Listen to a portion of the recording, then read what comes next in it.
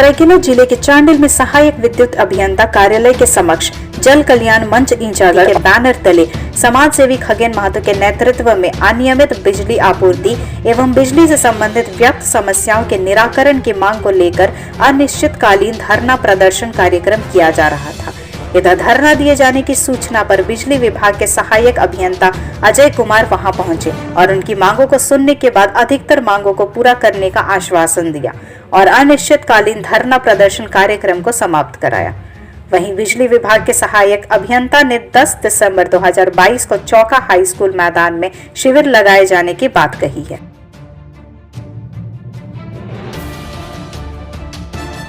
कई गांवों में ऐसा हुआ है कि जब राजीव गांधी विद्युतीकरण एवं गवर्नमेंट के द्वारा जब स्कीम चलाया जा रहा था तो आधार कार्ड लेके एक घर में हम तो 2 कनेक्शन पता था।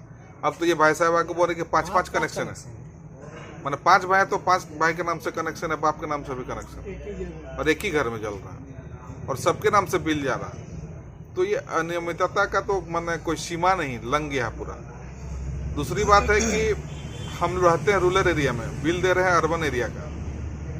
अगर बिल दे भी रहे अर्बन एरिया का तो उसके अनुसार सुविधा होना मिलना चाहिए। आप उपभोक्ता के नाते आप देख लीजिए बिजली का कटौती, बिजली भी है 100 यूनिट फ्री का, ये लोग बिलिंग ही करता है कम से कम आपको 500 यूनिट के बाद। कोई भी ऊर्जा मित्र समय पर बिलिंग नहीं करता है और जिसके कारण उपभोक्ता सही समय पर बिल भुगतान नहीं कर पाता है और बिल भुगतान समय पर नहीं करने पर ये लोग जाके सीधे बिजली काटता है और FIR दर्ज करता है। जबकि उपभोक्ता जब आपका है, कंज्यूमर है, तो उसको सही समय पर इंटीमेट करने के बाद, यदि सूचित करने के बाद वो जमा नहीं करता तब वो दोषीदार है। पहले तो विभाग दोषीदार है। दूसरी बात, अगर कोई ट्रांसफार्मर जला है तो आप लंबित महीनों 6 महीनों तक लगातार आप सर्वाइव करिए। आप बिल दे रहे हैं समय पर, भुगतान ले रहे हैं समय पर, कार्रवाई कर रहे हैं समय पर, तो कंज्यूमर है, उपभोक्ता है, तो उसको भी तो समय पर आप व्यवस्था दीजिएगा ना। और बिलिंग का अगर सुधार के आवेदन हम लोग देते हैं, कोई भी कंज्यूमर या उपभोक्ता देता है तो रिसीविंग करके रखता है, 15 दिनों में हो जाएगा, 1 महीना में हो जाएगा। आप ये देख लीजिए 6 महीना साल भर भी ये कभी होता नहीं।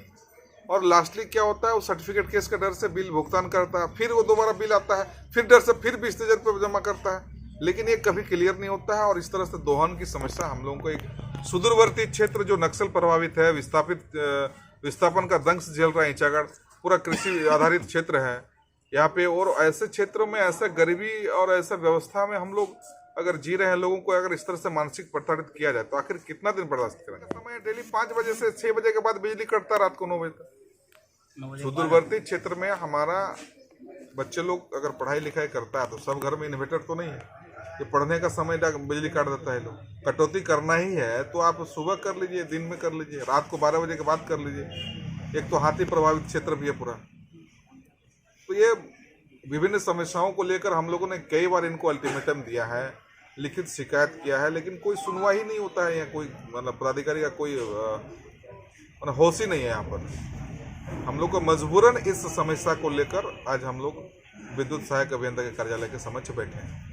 रखी गई कुछ समस्याओं पर हम लोगों ने देखा और ये सारी समस्याएं जेन्युइन हैं और विभाग इनके प्रति, इनके समस्याओं के प्रति हम लोगों ने विद्युत कार्यपालक अभियंता से भी बात की। यहीं पर उनके द्वारा भी सहयोग करने का आश्वासन दिया गया। इसी के परिप्रेक्ष्य में 10 दिसंबर को एक कैंप का निर्धारित किया गया, जिस कैंप में स्वयं विद्युत कार्यपालक अभियंता भी उपस्थित रहेंगे और सारी समस्याएँ जो आएगी उस समय तत्क्षण उस समय ही हम लोग समस्या का समाधान करेंगे। और भी जो भी समस्या है उसके पहले जो समस्या समाधान होने लायक है उसको हम लोगों ने ले लिया है, उसको संज्ञान में उसके पहले किया जाएगा। और जो बिल संबंधित और भी जो समस्याएं हैं उसको 10 दिसंबर के दिन कैंप के दिन कर दिया जाएगा।